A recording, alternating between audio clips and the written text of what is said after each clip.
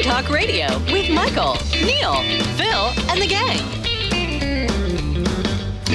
And we're live.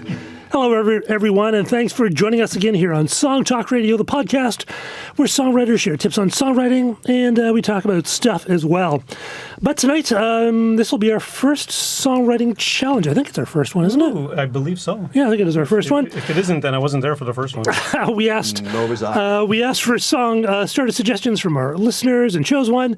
Turns out it was from our tech Don, although he wasn't our tech at the time. So it's actually it's okay. Please don't call the police, but more on that on a bit. My name is Phil Emery, and of course the gang is all here. Neel Modi, how you doing, Neel? I'm doing very good. Very excited for the show tonight because it's going to be fun. It's going to be fun. It's just a family one, and of course the man who never stops bragging about his shoes, Michael Proudfoot. Nice shoes, Mike. Am I wearing my old man shoes now? And a haircut that makes me look like a state trooper. That's true. And on the board thingy, it's Don Thompson. How you doing, Don? I'm doing quite well tonight. Yes, you're going to be doing a whole bunch of stuff today. It's going to be, and Michael's also going to be doing social media. Yeah, thanks, Mike. I am doing it even as we speak. All right. In fact, working so hard. Sending out a picture of my shoes. You How should. exciting. And we're super excited. Talk radio. And we're super excited as our Linda Lavender is back. Yay, Linda. Linda put out her latest CD, The Unforeseen, not too long ago, which is awesome. So you should get it. And we'll add a link to the show notes so that you can buy. And that's like iTunes and all those places. All those places, CD Baby, Spotify, iTunes, my website even. And you out can of the also trunk get of your car. Yeah, right. If you want an autographed For copy, sure. then what do you do? Just email me or go to my website and there you can send me a message and I'll send one out to you. And one other way, our first listener to write in, we have a CD to give away. Yes. Linda's her latest release, or is this? It is my latest release, 2019. Yeah. It's got a funky, cool cover too. So send us an email, Does feedback indeed. at songtalk.ca with the subject line Unforeseen, Yeah, that's good. and we'll send you a CD. Right, and of course, during the show, send us an email at feedback@songtalk.ca, send us a tweet at Songtalk Radio or something on Facebook. Let us know what you think of the show or what your impressions are, and we'll mention them in real time. But before we get into the meat of today's show, we've got some very exciting news. A longtime friend of the show, songwriter and producer Alistair Bradley, has won the 2019 UK Songwriting Contest in the Adult Contemporary category for his fantastic song, Can't Start This Fire. It's a great song. Excellent. Yes, it's a and he's an amazing songwriter. We'll have to producer. have him on Great. again. Yeah. Yes, yeah, he's great. He's he was actually on our show. We did a songwriter's application program show. That's right, yeah. And that was great. So hopefully Alistair will come back on. And songwriting contest is at songwritingcontest.co.uk, and you get a whole bunch of prizes. Although I haven't heard back from him to know what he is exactly won. But he It's again, getting it's too big for us now. that's true. Probably cold hard cap. He has people now, probably. And quickly, there's a really interesting article on the rise of Billie Eilish. Eilish. Eilish by David Turner on his Penny Fractions blog. You want to just quickly mention that? It doesn't take away anything from her creativity or what she's done, but it does kind of shine a light on the mechanics behind her rise, how she got discovered so early and how she was actually one of the people at an Apple Music project support development group, and how she got her manager, all of this sort of behind the scenes, and also how she was being used by bigger corporations to prove that streaming worked.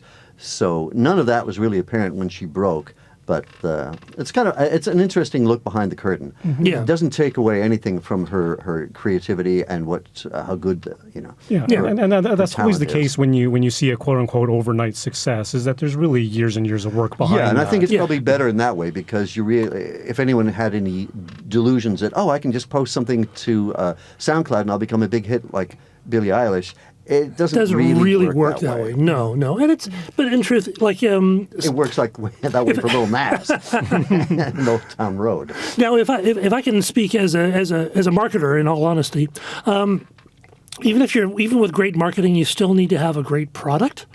So, they might have a whole bunch of marketing, but if the product's not good, it's not going to last. Yeah.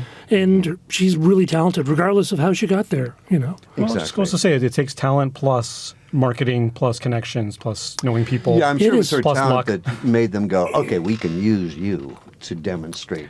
Yeah, if she was a talentless hack, they wouldn't even bother to look at her. Yeah, exactly. And it's very definitely it's connections and who you know, and you do need to know people. So we'll post that link on our site. We shall. Okay. All right. So who's ever posting the show this time? It wasn't me. Somebody So check the schedule. This- We'll get the to it. schedule. That's either you or me. Neil. Yeah. All right. Okay. On to our On to the song meat of it. challenge. So- So Neel, why don't you tell us about how this thing worked? This was your kind of baby, I think. Well, actually, the reason we brought Linda on the show was kind of her baby. Well, I'll say her baby Well, too. it came from her, something that she'd been through, right? Well, yeah. So Linda, way back when she was part of our team, had brought on a song that she wrote from the Toronto Songwriters Association, where they did this monthly challenge. And then we thought, well, why don't we do that on the show? So we solicited to our listeners back in November. End of November. Don't make it seem like we had a lot of time. Yeah, we did have a lot of time. We didn't use all of it, but we had a lot of time. And we asked our listeners for a songwriting challenge. They give us a one-liner, give us a topic for a song, whether it's musical, lyrical, both, either or, whatever. Yeah, like one was, what do you see on your way to work? I think. Yeah, when you're saying your way to work on a winter commute. I forget what the other ones was like. Don't use any. No Vowels or something? No, or don't use any consonants, prepositions or something like that. Something like that, Something yeah. like that. And then Some were lyrically restrictive, but the one that we liked had to do with both the music and the lyrics. yeah, and that was the one that Don had sent us. And Don, you want to tell us what that is? Minor key and positive happy lyrics. Right. All right. Yeah, because typically, in a prosody sense, if you have happy lyric, you have happy music. That's sad, true. Sad lyrics, sad. Right. So this is a kind of a clash, and there's lots of songs that are flip of that, where it's happy music and dark.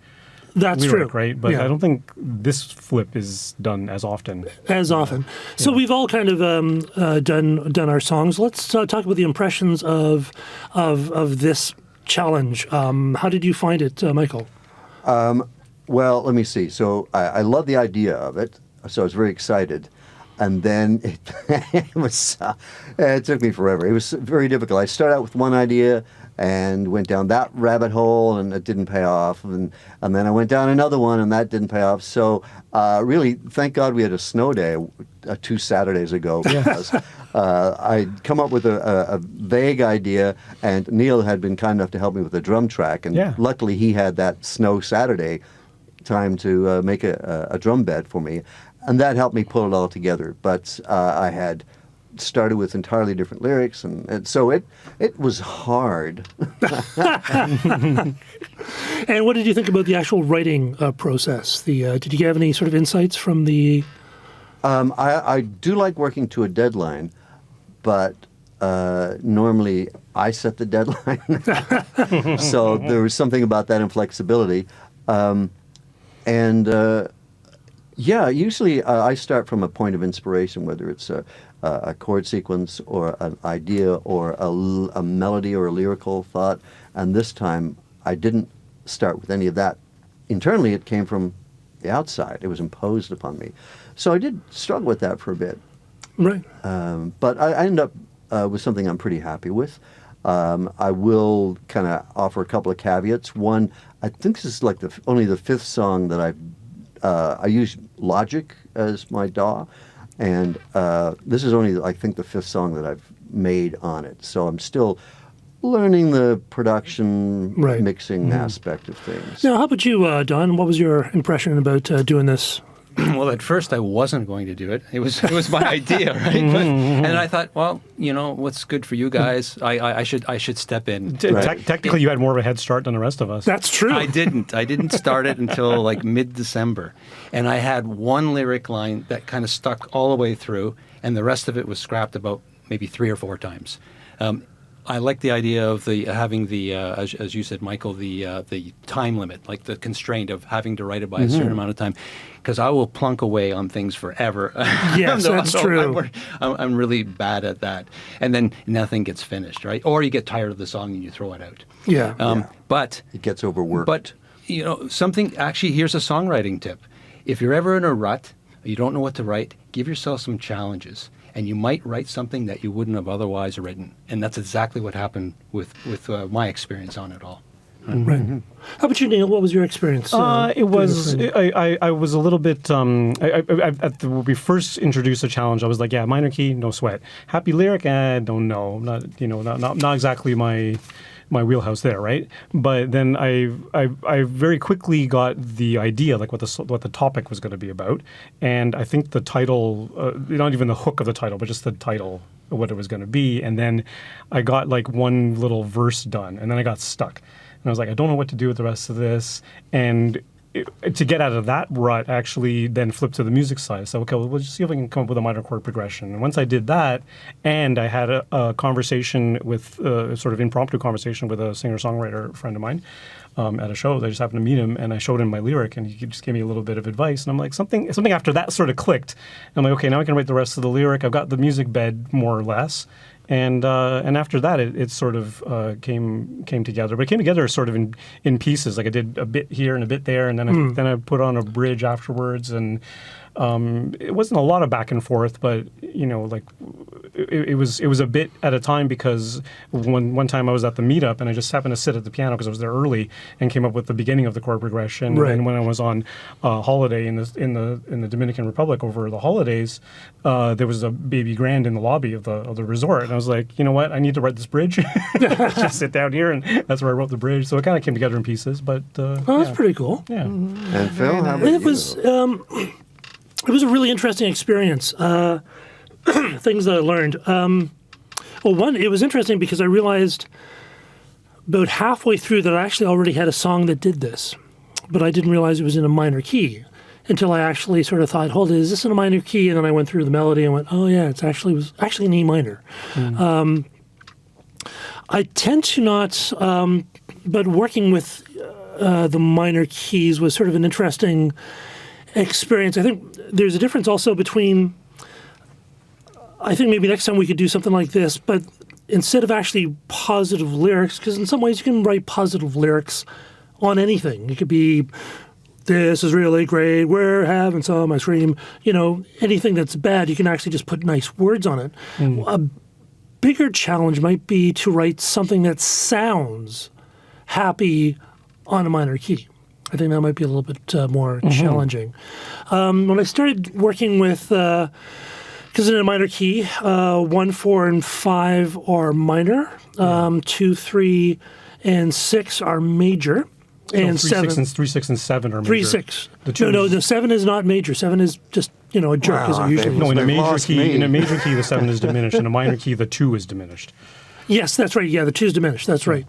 So the 3 and the 6 are major. 3, 6, and 7. Yeah, 3, 6, or 7 are major, so that's kind of different.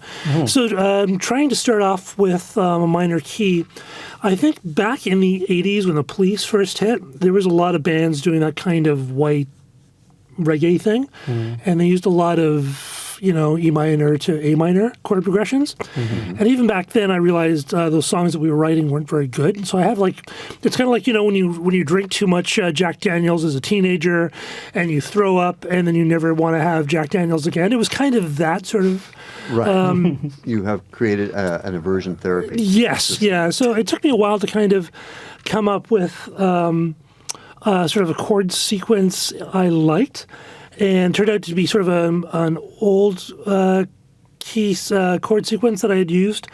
And the verses is in a minor key, but the chorus and the bridge are in major, so I'm not sure if that's cheating or not. Yeah. I ran into the same thing. Yeah. I just looked up what's chords are in the key of A minor. Okay, I'll write a song on that. Yeah. Which it turns out that's not actually how it works. It's all the We white can keys as talk well. about that. Yeah, it's all Makes it a lot easier. Yeah, that's true. No, I don't have white keys on my guitar. Sure you do. So Just we're in going to case. start off and go through our songs, and right. we'll sort of play about them. So we'd love to hear your feedback from the audience, even if you're listening on the podcast. We're going to start off with Mike, but I want everyone to have a good time. But before we start, please, Yes. no wagering, okay? So, At Michael, home they start can off. wager all they want. I can. Yeah, we would have liked to have gotten some audience songs in too, but And we're still open to that. Of we're course. still open to it. But we'll keep doing this. We'll have another challenge and try to get more people involved. I think we'll just go with this. The only thing I will say is to listen for, I guess. So what key? Now, what key This is in your- an A minor.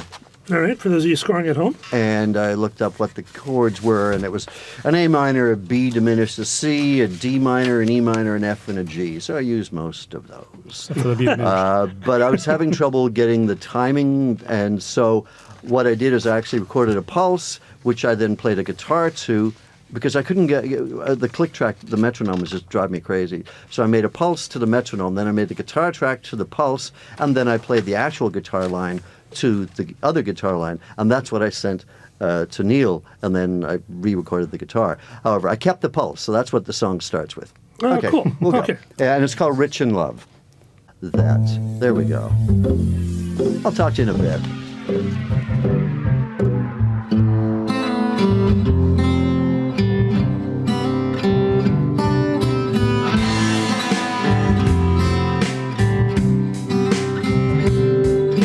TV is a window to a world that isn't there. No amount of wishing makes it so. If I could, I'd climb back in that double bed we share. But I pour your coffee in a cup and try not to wake you up. I kiss your head before I'm out the door. Our love can't pay the bills or heat our little home, but our love is a shelter from the storm. Our love can't get a better price on a TV, but our love can talk the birds out of the trees. In so many ways, we're more than poor enough. Fortunate we, rich in love, rich in love, rich in love.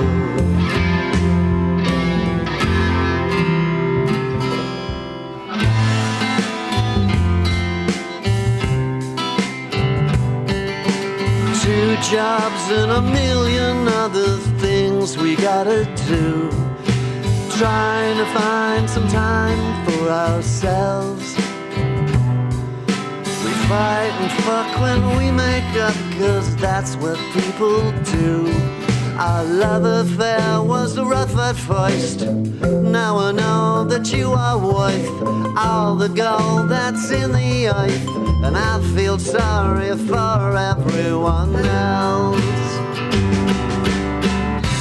Our love won't settle petty arguments of ours, but our love has extraordinary powers. Our love can't pick up all the crap that's in the hall, but our love is the strongest love of all. In so many ways, we're more than poor enough. Fortunate we, rich in love, rich in love, rich in love, rich in love.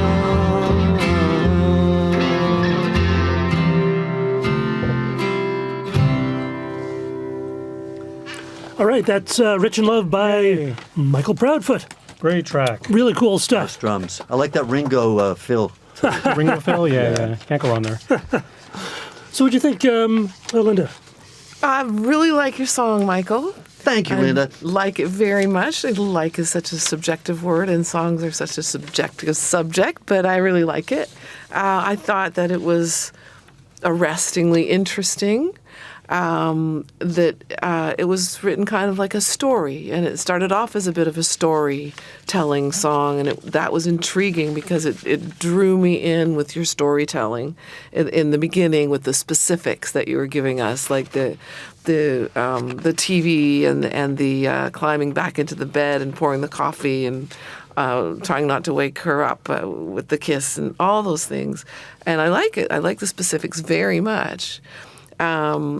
I thought it was sentimental in a nice way and romantic and very pleasing in that way. It's kind of a romantic song, I found it to be.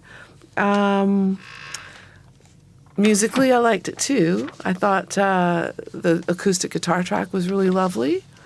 In terms of the arrangement, I also thought it was kind of interesting. I thought there's kind of a pre-chorus.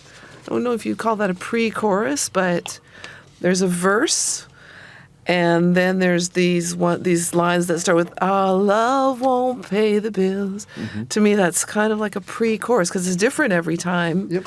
It comes along before the chorus. And it certainly builds up to the chorus. Yep. Yeah. Yeah. It's marked as a pre-chorus, too. Yes.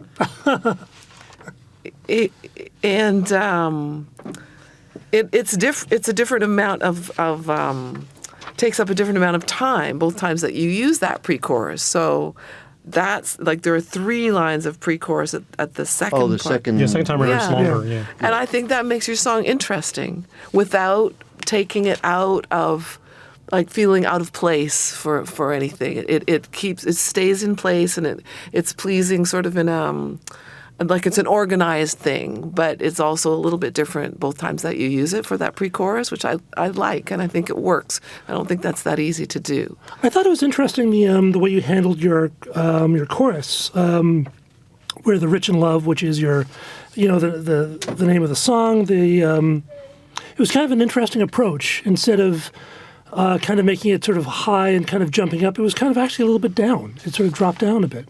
Yeah, the main vocal does. The background vocals go up. Yeah, it was an interesting, but it still seemed like a chorus, which I thought was an interesting. Well, it is kind of an understated chorus, but that doesn't make it not a strong chorus. It is still a very, very strong chorus, and that is your hook, and that is the meat of the song right there. Yeah, and it's really well like the nice thing is you repeat "Rich in Love, Rich in Love, Rich in Love." The melody changes every time, the chord changes every time. It's like it's a rich chorus, even though it's understated. Yeah, it was kind of interesting, I thought. Yeah. Now on your chords you have different bass notes, like the C under a G type thing. Mm-hmm. Now, was that on purpose, or did that just kind of come up after you sort of came up with the chords?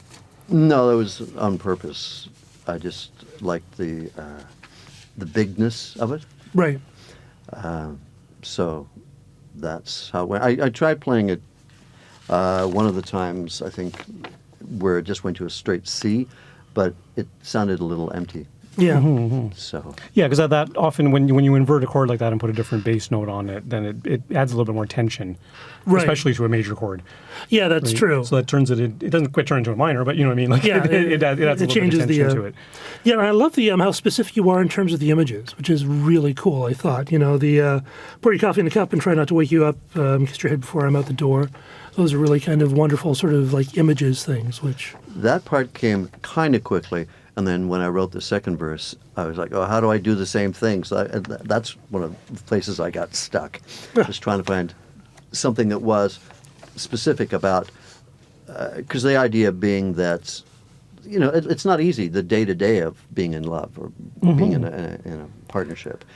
And it's the big emotions that you feel, being rich in love, that gets you through the annoying stuff, like all the crap that someone leaves in the hall, or yeah. I think there was an image. I think there's a point here. That was another good specific. I wanted to point out the more generalized thing, like a million other things, and I wondered if changing that to something more specific would help, or it would be something that would improve. Right, but the idea it. being, when you're totally overwhelmed, like you've got 2 jobs and a million other things. So the exaggeration is just the sense of the frustration or the overwhelming, number of things that demand your attention that get in the way of just having time with the person that you love.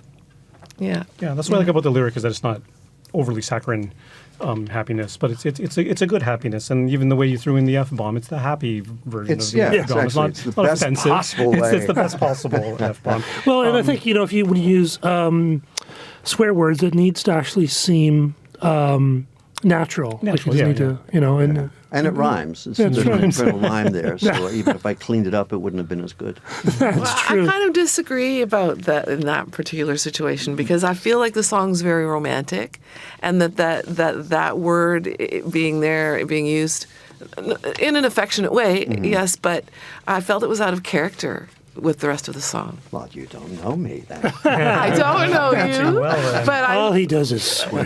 I have to let you know that I disagree. If I can address Yeah, no, I understand it does one thing about what keep some you were people talking about, tweaking Mike, a little. earlier in terms of the minor, keeping it in a minor key. And if I can explain very quickly why just picking the chords that lined up with an A minor don't... It's kind of cheating. It's not even half the answer. It's kind of like because every minor key has a relative major key. Yes. And in case of A minor, it's C major. And the reason that they're the reason that they're relative keys is that they use the same notes, which means they use the same chords. So the chords that occur in A minor, the ones that are natural in A minor, are the same chords that are natural in C major. Right. Right. So then you have to start looking at what's the actual progression of the chords to verify that it's in a minor key, and where do the melodies start and where do the melodies end? Where do they And also resolve?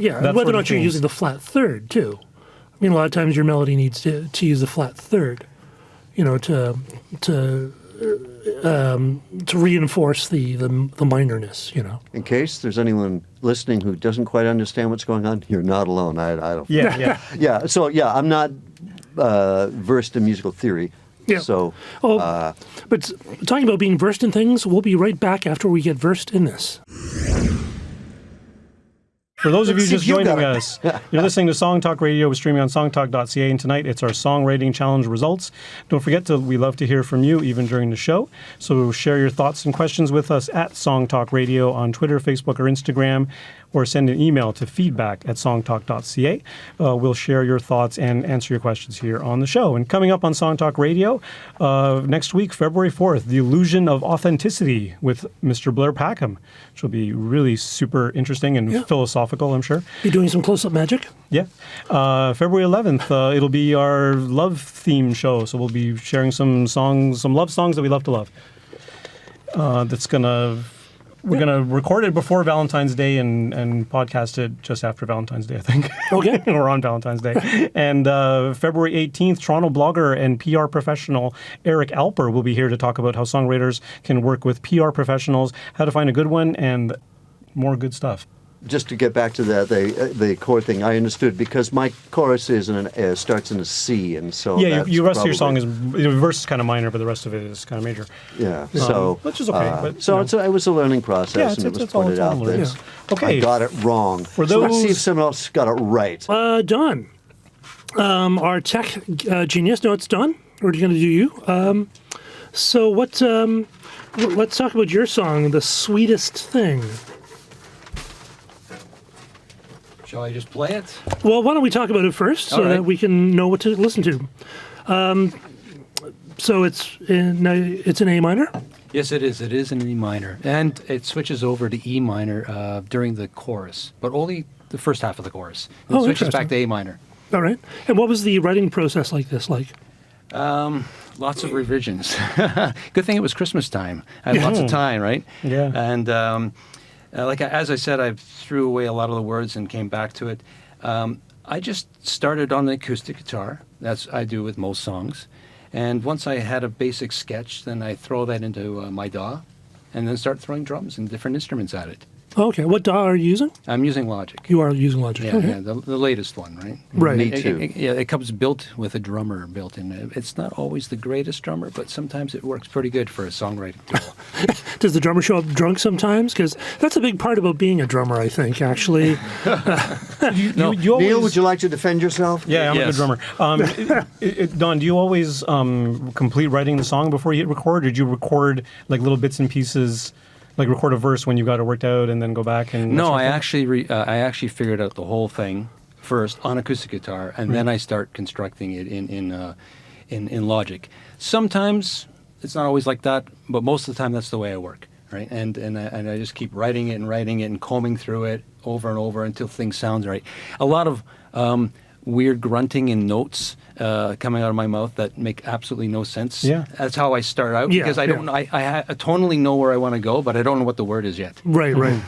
Right. So that's pretty common for me. So I won't play any of that. What was the most difficult part of this process, do you think? The most difficult process is writing the words. I don't usually write all happy words all the time. Yeah. I think it's a natural human instinct. Like you know, something nice happens over here, but everybody's fixated on the car accident. I mean, they're automatically drawn to the negative, or there's a cynicism or what have you. But this was very difficult for me, and that's why I had thrown out the word so many times, because I didn't want to get anybody an audible diabetic coma from too much sweetness. Although the song ended up becoming Sweetest Thing, That's true. All right, well, ironically. all right, so why don't we listen to The Sweetest Thing by Don Thompson.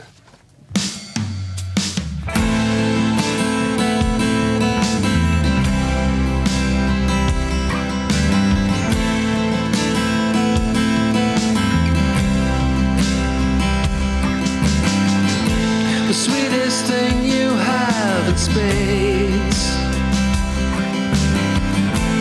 made me lose my mind in so many good ways, and offering it a float away to the sweetest dreams. You made my day. The sweetest one is all about pleasure centers and all that's hot. Makes me sing silly songs. I'm burning inside, keeps me dreaming on.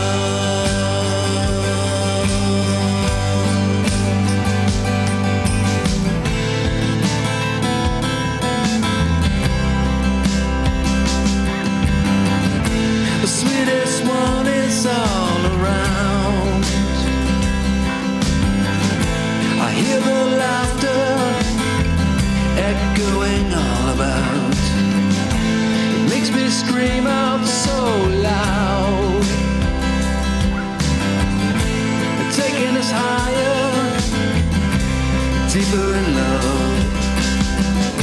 The sweetest one is always home. Pleasure centers and all that's not.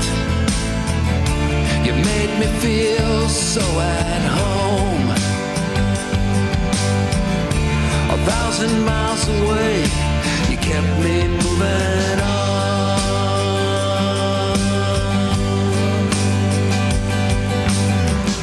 The sweetest thing you have in spades. I feel so good in every way. I felt the warmth. Your words are true. And take a breath with you high up in the blue.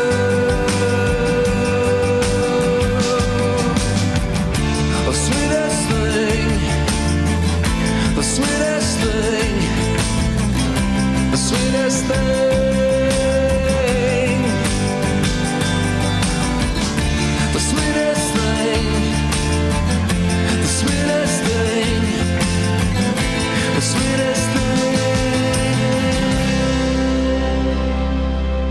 All right, that was The Sweetest Thing by Nice. Don Thompson. That was brilliant, Don. Love it. Thank you. Fun stuff. What'd you think, Neel? I really like it. I mean, again, like this one sounds very, very minor because there would have been spots where, I would have been like, if I was to write this with you, I'd be like, no, use a major chord there, but you kept it. You kind of kept it. Well, I did cheat a little bit there. That's why I changed keys on the chorus so I could use the D instead of the D minor. And that's the nice thing about it is that when you go to the chorus, you go to the D minor, which you hadn't used in the verse, and then when you get to the bridge is a nice change as well because you go to E minor and B minor, which are perfectly in key, but you haven't used them before. So it definitely changes the flavor. Yeah. Because each section has that differentiation. I liked how you broke the line, I hear laughter echoing all about. I like the way you handled that line. I thought that was really cool. That really gave it a lot of personality. Michael, what do you mean broke the line? Just the way he sort of delivered it, There was a bit of a pause in between. Yeah. Well, I really love your vocals. I thought they were kind of raspy and authentic sounding and very listenable. Like your the singing part, like just fantastic. I love the ending, even though it's just repetition of that. I think that's a really nice title. It's got a lovely simplicity to it, and I like that you repeated it. I don't often say that because sometimes I feel like there's too much repetition in pop music, but I like that. I also kind of wish that you had repeated something else in the song. Like I kind of thought this bridge that has the same first line, the sweetest thing you have in spades. I almost thought that maybe I wonder what would happen if you had put a repeat of verse 1 in the bridge spot with different chords. That was what I was toying with in my mind. I kind of like to hear it that way. It's a great song. You did a great job on it. I really, really like it. Yeah, I think it sounds great. It sounds really nice. I had and maybe this is to what you're saying, Linda, or maybe it's just the nature of writing songs in a minor key. I didn't really notice the chorus kicking in. And I don't know if that's because you're going from a minor to another minor. It didn't take off as much as the outro with the repetition. That actually sounded more like a chorus to me, and I'd wished that had been in there more often. Yeah, I know. At the songwriters meetup, I got similar feedback about that. Actually, I had the wrong thing. I called the bridge a chorus, and I called the chorus a pre-chorus and all that, and it was very confusing, right? But I think lyrically, that's also part of the confusion is because you're starting what you call the bridge with the same lyrics as you start a verse with, and it's a little. I found myself getting I liked the journey through the song, but I found myself getting a bit lost in the geography of it. Yeah, the chorus doesn't stand out as a really, really distinctive, strong chorus because it has a lot of similarities with the verse. I mean, sure, you change the chord, but the melody shapes are kind of the same. It's about as wordy as the verses are, which is why your outro sounds more like a chorus because it's a simple melody, it's a simple lyric. It's more drawn out. Right? It doesn't have the same it's more rhythm typical of line. chorus. I agree, and the two choruses are different. Yeah, and the choruses also, so they don't really hang together as chorus because they're quite different. Not that you can't have different choruses, but no. Something's wrong there. Choruses? No. Just out of curiosity, I thought part of the definition of a chorus was the repetition of it. Well, that's what I was thinking. I think as songwriters we can wind up being too wordy because because I was listening to the Pixies, Here Comes Your Man, just came up on YouTube. And it's a great song, but the chorus is just, here comes your man, here comes your man. And that helps it become a chorus because it's so distinctive and it is the chorus. And I think it's easy as songwriters to we have to fill up this words. It has to be all this different. There's so much stuff there, which is a style in itself, but I think it's. But I think it's the discipline as a songwriter. Even when we have guests come into the show and we have the lyric sheet, if it goes onto a second piece of paper, I'm thinking, this is too long. This is too much words, Of course it can. It depends on what you're doing. I mean, there's, and that's more or less in a pop format or some songs, they will fill 6 minutes, and it's a great journey. Yeah, yeah. But as a pop song, if you need 2 pages for your lyrics, you need to rethink your song. Well, that's true, because, I mean, last week, our guests, they didn't even put bridges in their songs, because they just had verses and chorus. Yeah. So eventually, like, songs are just going to be like 4 chords. That's going to be it. It's So 4 chords. We've been there. We've been there before many times. No, just 4 chords in a row. That's going to be it. It's going to be like songs are going to be 5 minutes, 5 seconds. It'll just be hook, hook, hook. Yeah, hook, hook, hook. Well, That's look it. at the song that won Best Song at the Grammys. Full of hooks. Yeah. 3-chord song.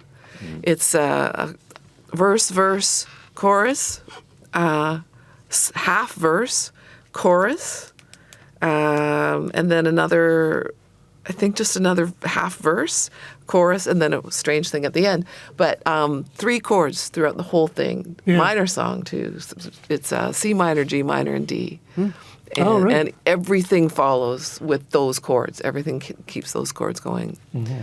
Yeah, well, you can do a lot. I mean, you can do a lot. You can repeat the same chords and just Absolutely. You know, That'd be a good absolutely. challenge. Same chords all the way through, but yeah. right, the verse. Anyway, Show. Yeah. Anyways, yeah, Neel, what's your song coming up? So my song is called "Music and Me," just because I had to do a little bit of soul searching and be like, okay, well, what would be a happy topic to me? And my mind immediately went to my wife, but I really wrote her a love song, so that's done.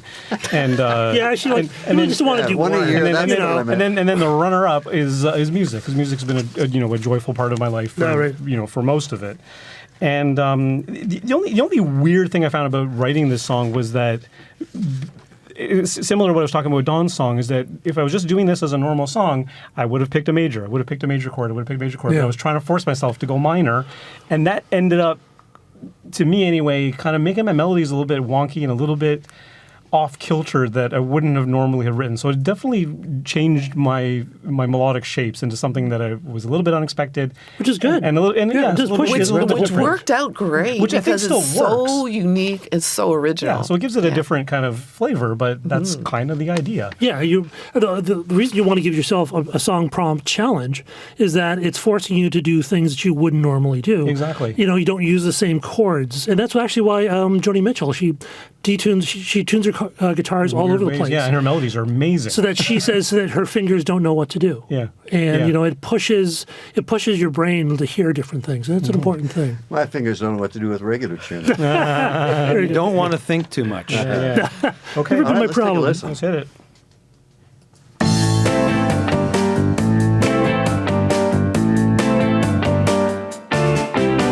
When life gets all syncopated, you bring me back on beat. You show me worlds and lift me up like a major 5 in a minor key. It's music and me through A, T, and G.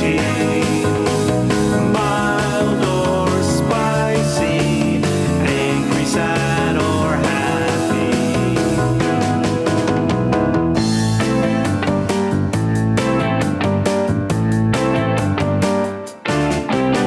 We're young, we're old, it doesn't matter. We sing as one, all together. Come join our jam, do it now. Share the applause, let's rock it out. It's music and me, a lifelong story, free therapy, from discord to harmony.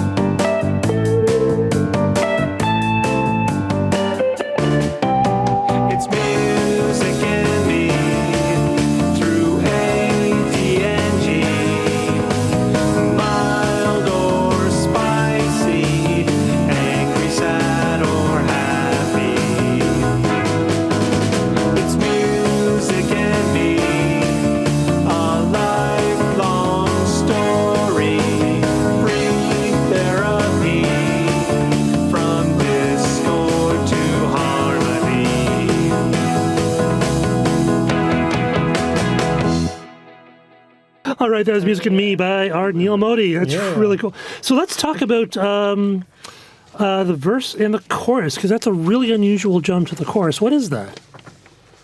What do you mean? What is it in terms of what? Well, it doesn't like normally like chorus you go like to a fifth or a fourth or. Yeah, that's sort of the sharp 3 minor. I don't know, sharp 3 minor. Does that make sense? So Sharp 3 minor. Yeah, like it's the minor, but it's the sharp 3. So like if the verse is in A minor, which it kind of well, mostly is, it is in A minor. Then yeah, the chorus goes to C sharp minor, which I don't know. It just felt right, sounded right. Okay, yeah. So I'm just trying to figure out how you figured out. You just sort of sound, you like hit this chord. You went, Yeah, just hit that chord and go. That's the right one. Yeah. Okay, so it wasn't like thinking it was like a relative fifth or. Third. No, certainly not. Oh, cool. You weren't being schematic about It was not planning out strategic. the It was just like mathematics. hit that chord, and maybe I tried a couple different chords, and then I settled on the C minor 7. I was like, yeah, that's It really made me think of Oingo Boingo. Yeah, that's There's pretty cool. the band, which big is Danny is that Elfman Danny thing. Elfman? That's Danny Elfman, yeah. Yeah, it's because he always did really unusual sort of. Yeah, they He were is very unusual good about melodies, being yeah. very syncopated and making really interesting musical choices. Yeah, All the way and to he's pop got format, and he's got some too. weird melody shapes as well. Like, Yeah. some Now, real yeah. Was that the band who did Hi Dad I'm in Dad? Hi Dad I'm No, in Jail. that's was not was. Was not was yeah, which is a fine song. Yeah. So what do you think, Linda?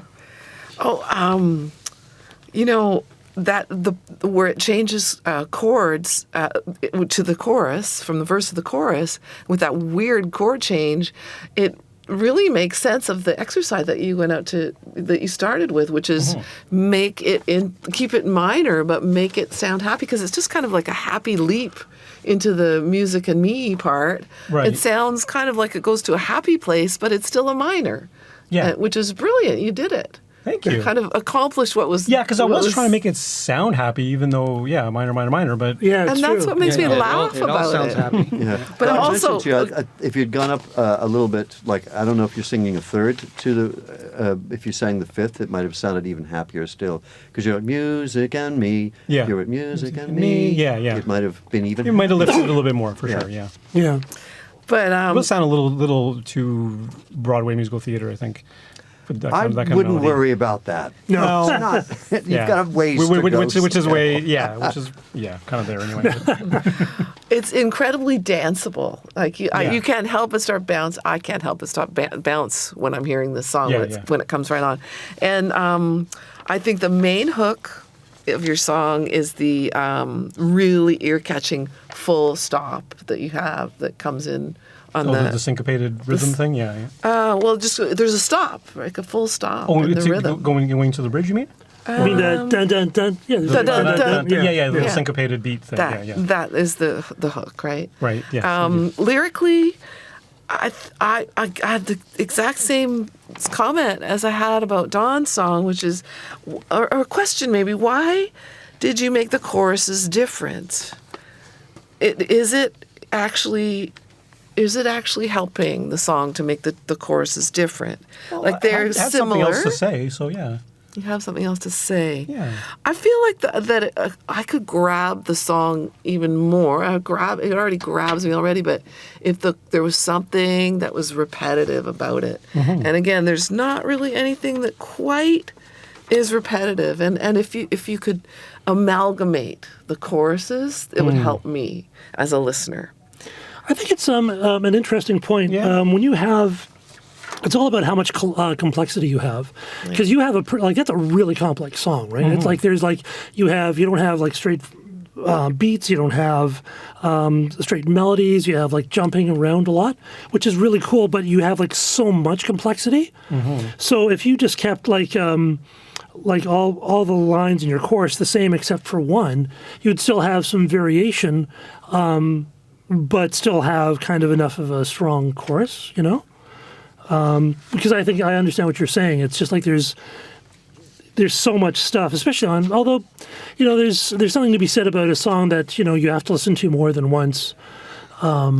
Who's got time? Who's got time? Well, I know, would it's an I would be interesting happy to be able to park somewhere. Like it bounces a lot, and if I could sort of park in the chorus and just kind of like feel like I know you, I love you. I would like that. I love songs that talk about songwriting, like in Leonard Cohen, the first, the fifth, the minor. It's a beautiful I line. got kind of bored from Leonard Cohen for that bit. Yeah. Now, but is there too much of that here?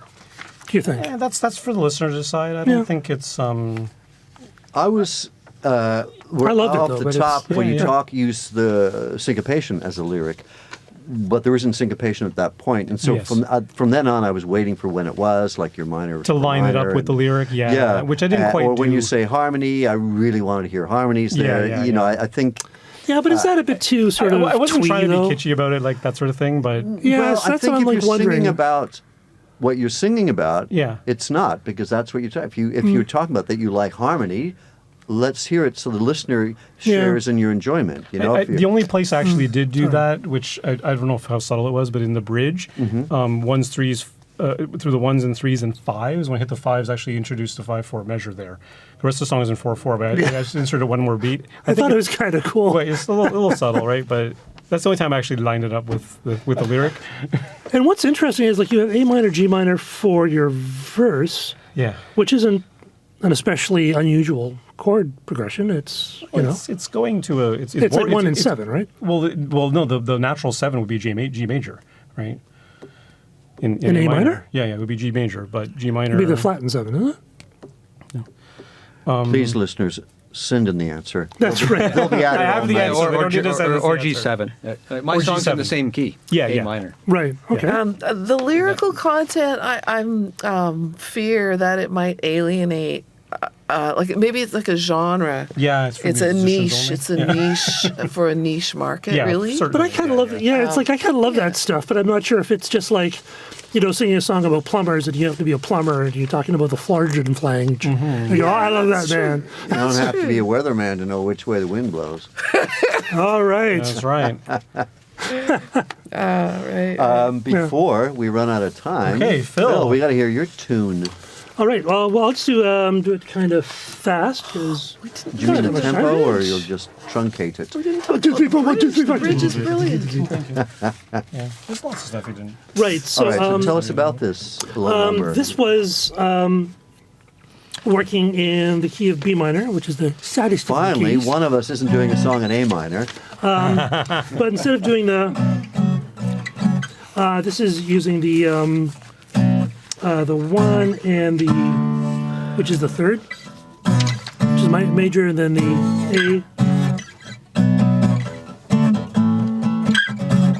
That's the verse. The chorus goes into G because I love doing those kinds of things.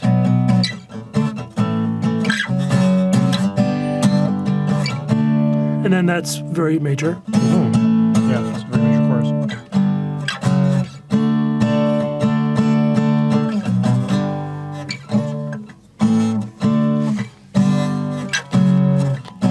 And I love doing those things because stepping up or stepping down one tone kind of forces you into some interesting ways of trying to get back into the root key, and that's always a fun thing. Yeah, true.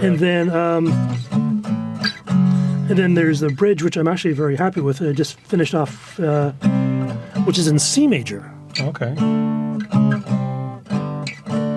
So are you staying all in the same key, or are you No, they're actually different changing keys. They're different So keys. Different keys. the verse and the chorus and the bridge are all different keys. There's a few borrowed chords. But from are they different keys, connected, yeah. and which way are But they no, connected? they're different keys. It's Okay. it's like the G isn't very much G, and I think Okay. we're running out of Let's hear time. the song. Can you hear any of this? Double the tempo. Let's go.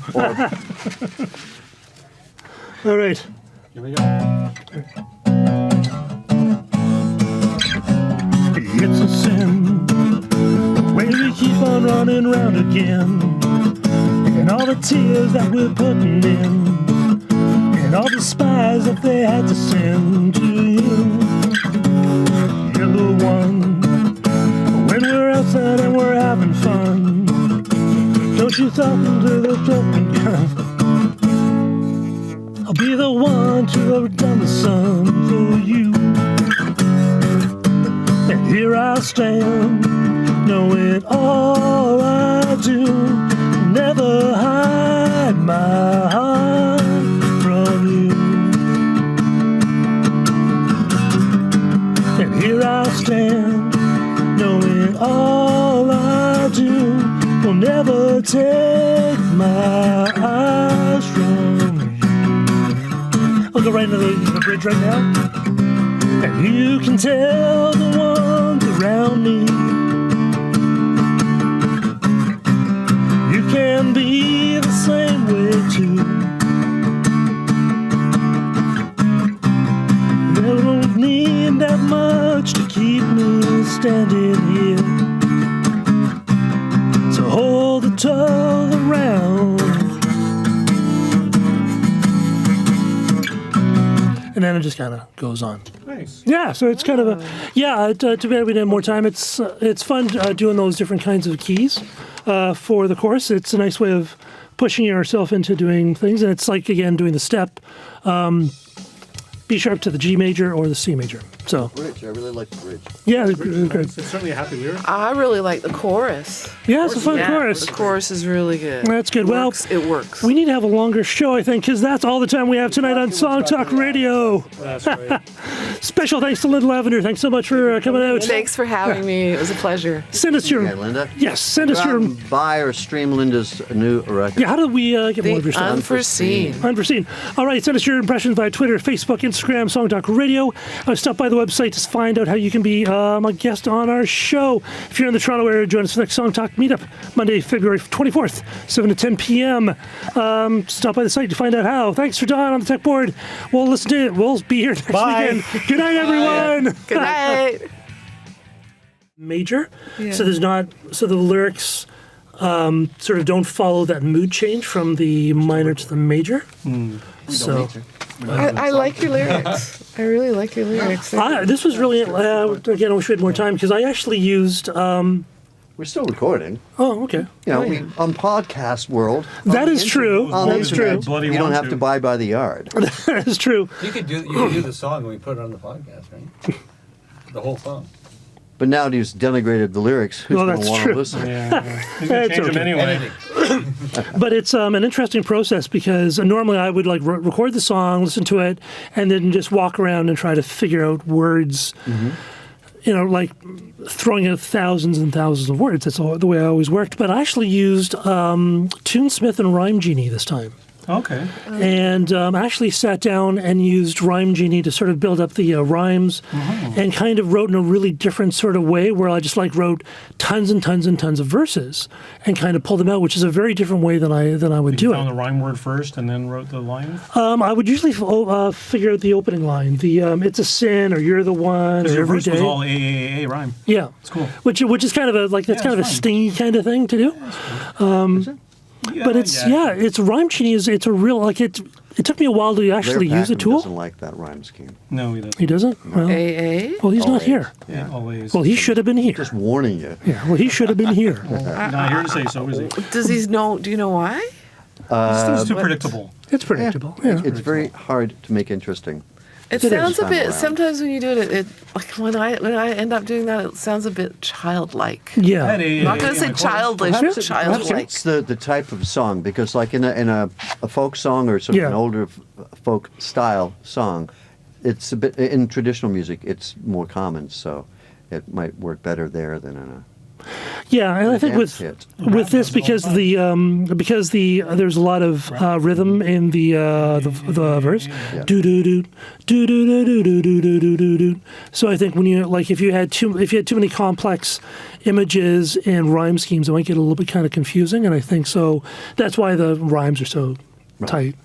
But Rhyme Genie worked out really well. It took me a while to kind of get used to using that tool. I mean, I've tried using rhyme dictionaries, but I could never actually figure them out.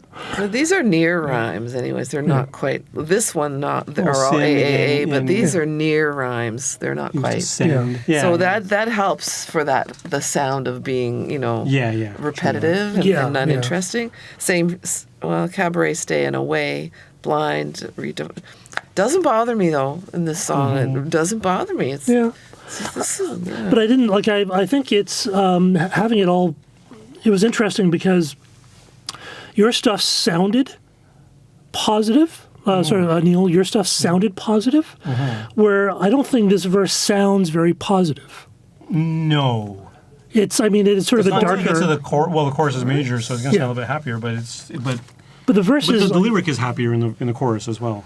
Yeah, I mean that's the way it was. But I mean, originally when I first started off this song, it was supposed to be a darker verse, and then kind of a chorus. The light shining on. Yeah, I mean, I think it does that. Which is what it does right now. But if you want the whole thing to be happy, then it's a different. Yeah, well, this is really dark. It's like things like you're screwing everything up. Well, not something like you're screwing everything up. It's you're making bad decisions, but Well, when you get one of these assignments, isn't it great that you get a starting place and you get going as a song? And does it really matter in the end if you adhere to the rules of the assignment? No, it doesn't matter. If your song works at the end, who cares? Right? If you adhere too much to the lyric, it ends up sounding like an exercise. Yeah. Rather than a. Yeah, that's true. The assignment gets you started, and then you go from there. And It's so interesting though, because I think I think Michael and I work in the same way. You come up with a song. You don't really know what key it's in. You just kind of come up with this thing. Exactly. For me, it comes from any number of directions. Like, oh, that's an interesting chord change. Yeah. I wonder what I'll do with that. Or sometimes you park it, and then something else occurs. Yeah, and you go, exactly. well, that's an interesting idea. And then, oh, that's an interesting melody line with lyrics to go to it. And I wonder where that goes to, what the song's about. And I think that's lyrically where I end up with my song, was I got the melody of TV as a window to a world that isn't there. I go, well, that's interesting. That is a cool line.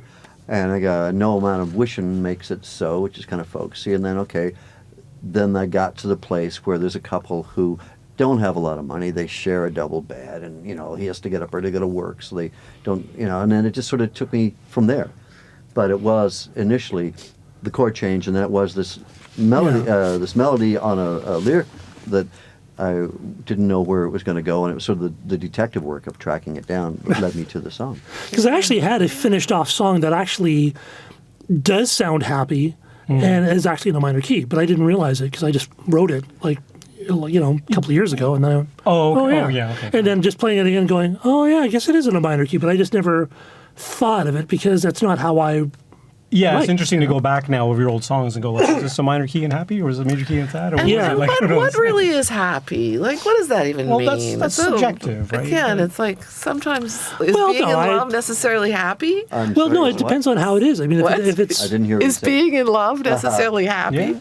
well, I think it depends on how you handle it. If it's like every day makes you make the sunshine. Yes. If it's why don't you call me back? Then no. Well, every day you make the sunshine is not a happy song if you're a vampire.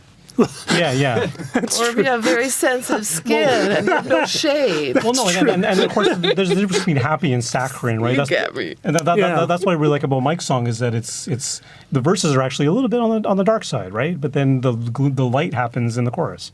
Yeah. Right, which is where you want it, which is kind of what you're shooting for, Phil, right? So, but it works because it's the setup for the happy, which makes it not saccharine. Yeah.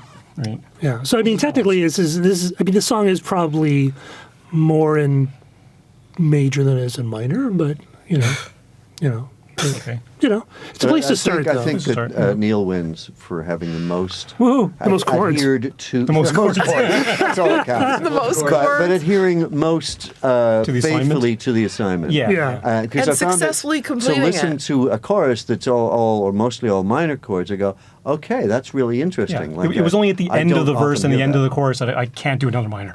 Yeah. I had to go major at the very end. And it and still then- made the chorus a little inconclusive. But Yeah. again, I wasn't sure if that was the vocal following the same kind of downturn, yeah. or if you can't really have a whole bunch of minor chords and have it sound conclusive. But I enjoyed everyone's songs, but I found yours kind of the most instructive. Where I learned the most from the okay. exercise and Good. from what you created. Nice. And it would be like I think I'm you a could teacher. actually make your chorus more chorusy. I think if you change the melody. Mm-hmm. That's feedback I got to meet up. Yeah, because it's your verse melodies are pretty wacky, which is really cool. But if you had like your chorus, keeping your chords, but make the lines a little bit more plain, not plain, but not quite as wacky, you know, Simpler. or just wacky at the end or something. You Maybe know? not even as many syllables, you know? Yeah.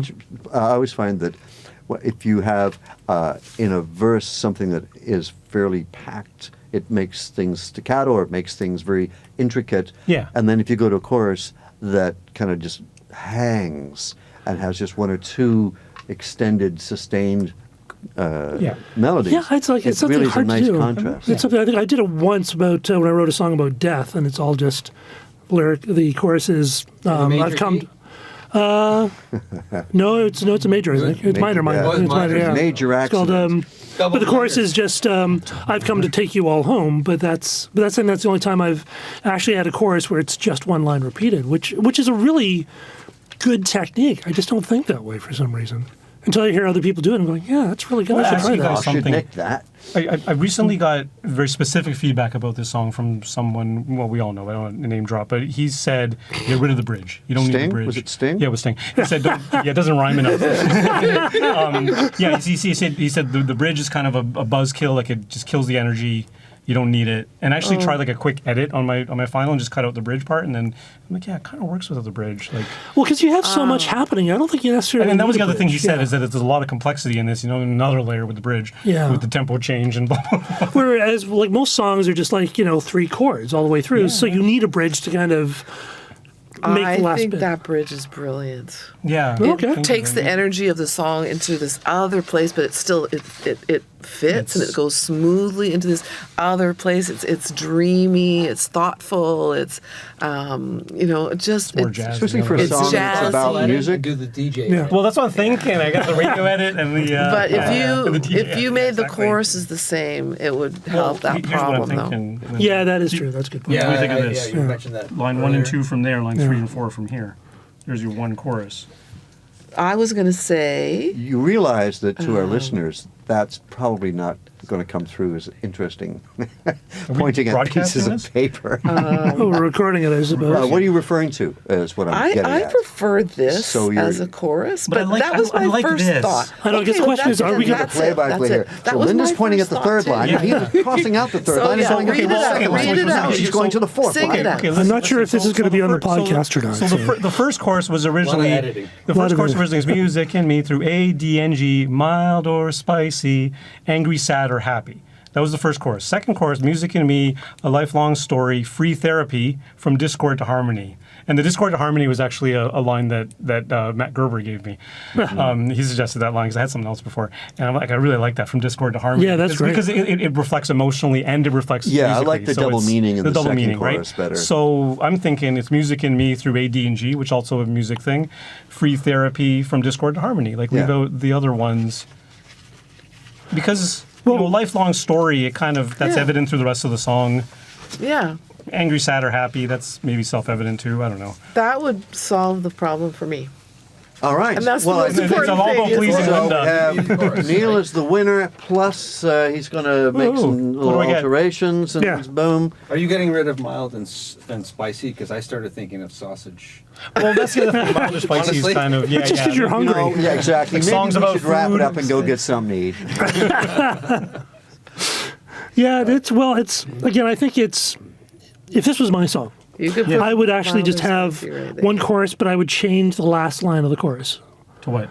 Well, that it would just the chorus would be the melody. same, but the last line would change each time. Like this song? Oh, Oh no okay. no. This is slightly like that. Yeah, maybe. This But is it's- like that. Yeah, that's true. And I stand here knowing all I do, I'd never hide my heart from you. And I stand here knowing all I do, I'll never take my eyes from you. Should have brought the gold. Yeah, I guess that's true. Yeah, I never thought about that. But yeah, it's just, I mean, that way you have like consistency, but you have, because I like those little twists. I like those little polishes where it's like the one word or the one line, or even if it's Yeah, just yeah, this, I get it. even if it's just in the last chorus where there's a change. I think that's I would make it the same. Yeah. But can I ask you a question? What? As long as it's in Mike? good taste, I don't see why not. Well, what made you choose to use like a Bronx accent on the last yes, part of your yeah, song? I love that. I love that. I thought it was so cool. This Was it whole Bronx or exercise British? for me has been going down the rabbit hole.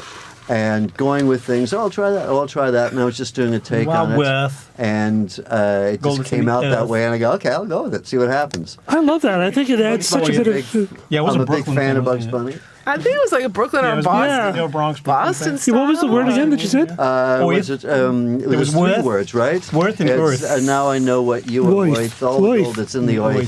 I thought that was really cool. It added like a little It was sort pretty of. funny, yeah. Yeah, there's one. I forget. It starts with something. It's playful. Our love affair was Rough at rough and first. foist. Yeah. That's where it Yeah. went into foist. Well, that's the great thing about if, the Wizard of Oz song. Da, da, da, da, da, da, da.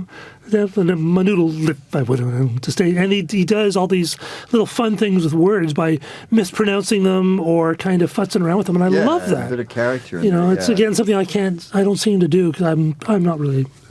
My lyrics have never been that strong, but I love those little things where people take those words and they just twist them that way. And There's something I noticed that, like, I've been And trying. also that part dropped out. There was the guitar drops out there. It's just the pulse and the drums and the bass. Yeah. And so there was some room to fill in the space with color. Yeah. what were you saying?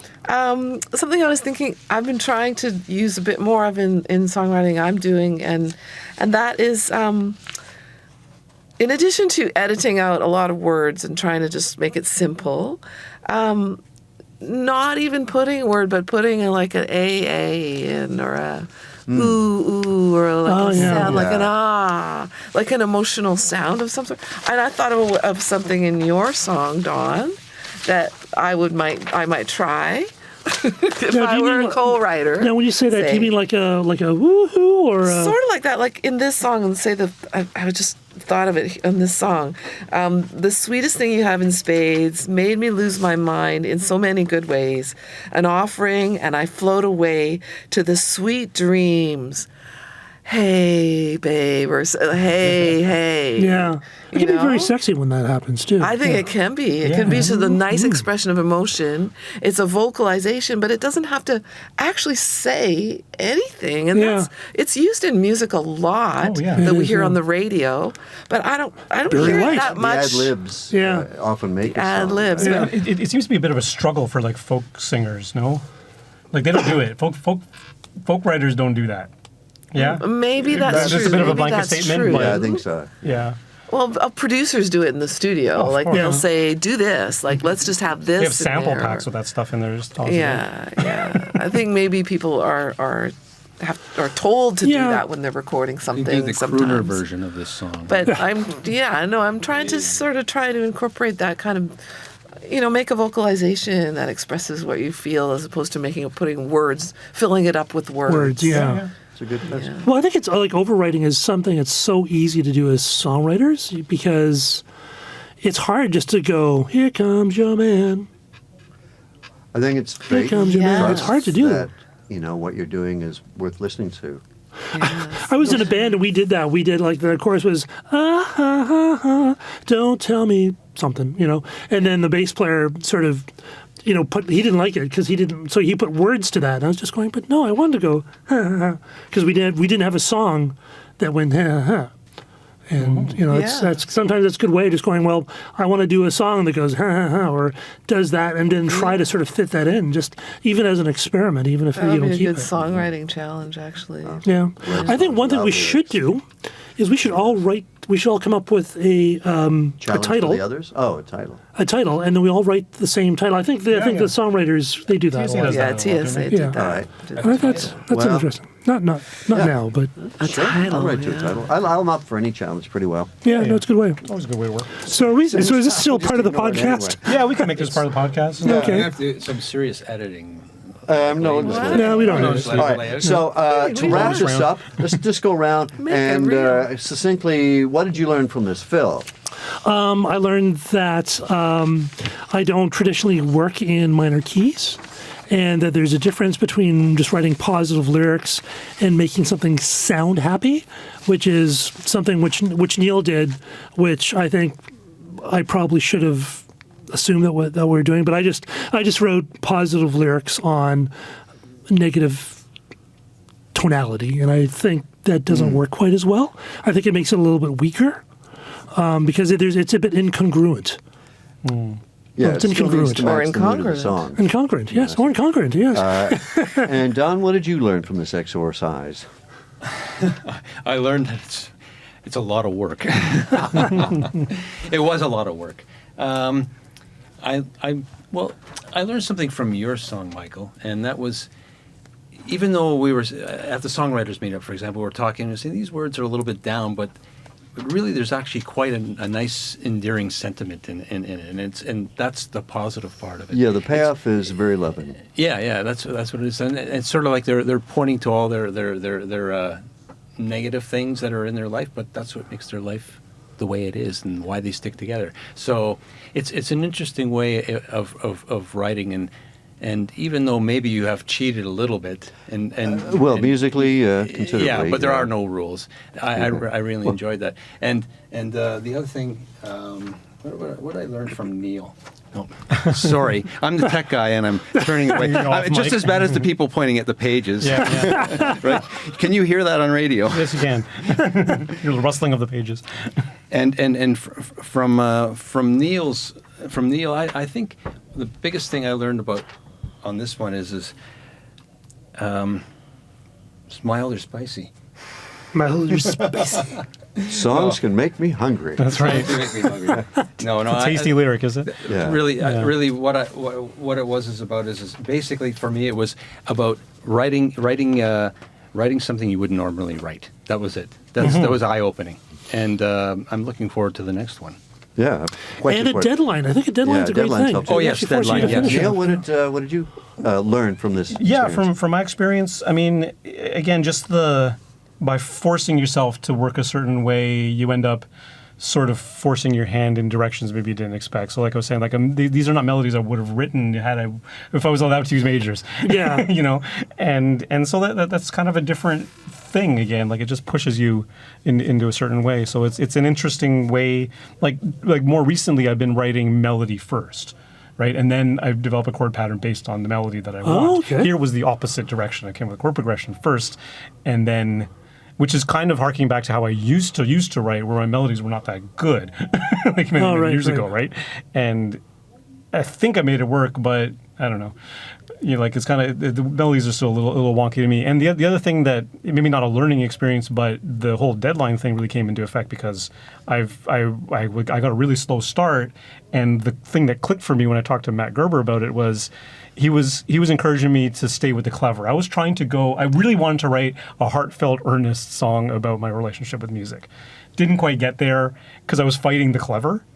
And then when I just gave way to the clever, I just said, okay, fine, I'm just going to make it clever. That might be your thing. And which is kind of my thing, but I kind of wanted to push against that. Well, And that's let me true, see if yeah, I can do like a really heartfelt, earnest song. Because I find Mike's is very heartfelt and earnest. Like it's really nice. Yeah. Right? And I didn't quite get there. And maybe if I had more time, I would get there. It may not be as strong as my clever version.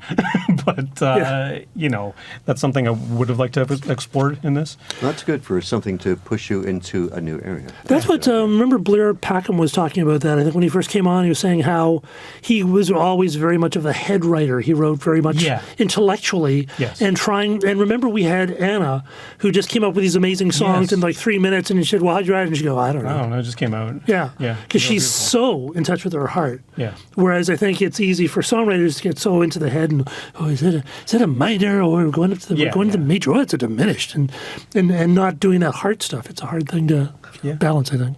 What'd you learn, Linda?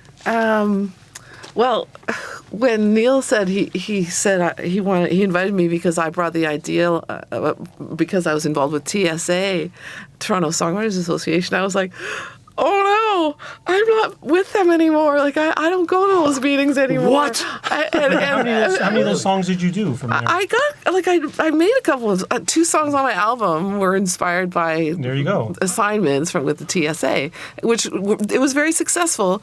But I realized, this is what I learned. I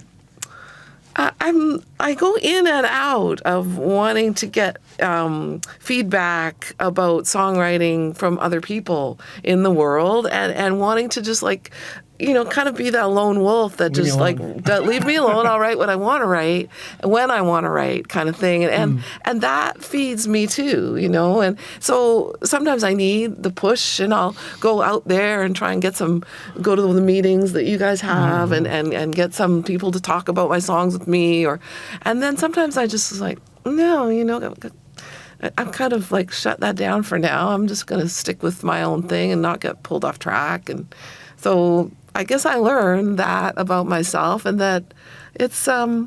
It's okay, all good. It's all good. It's all good. Yeah. I think you need both. Like I think the feedback you get from the meetups, the feedback that we give our guests here and stuff like that. For myself, I find that helps actually helps my intuition. That I can write a song by myself without getting any feedback, and I'm pretty confident that I'm making good decisions. Oh, right. You know what I mean? Just because of all that stuff that's learning. in my brain. That's learning. It's learning. Right? Well, and I think it also, there's different people. There's some people that have to go to a gym. And if they go to a gym, they'll work out. But they can still work out at home. They can do push-ups at home, but they just won't. They just need that kind of structure.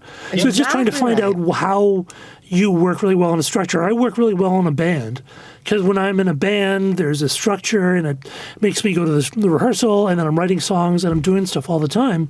Whereas if I'm just on my own, I'll come up with thousands of ideas that never get finished off because, Yeah. You need a deadline. I need a deadline, deadlines are Whereas it's like, a couple of times, like on the way to a show, I'm like writing the lyrics out for the song because, in rehearsal, I've just been going, Askaboo, sandwiches. And, I realize I'm in front of people. Got a song about sandwiches.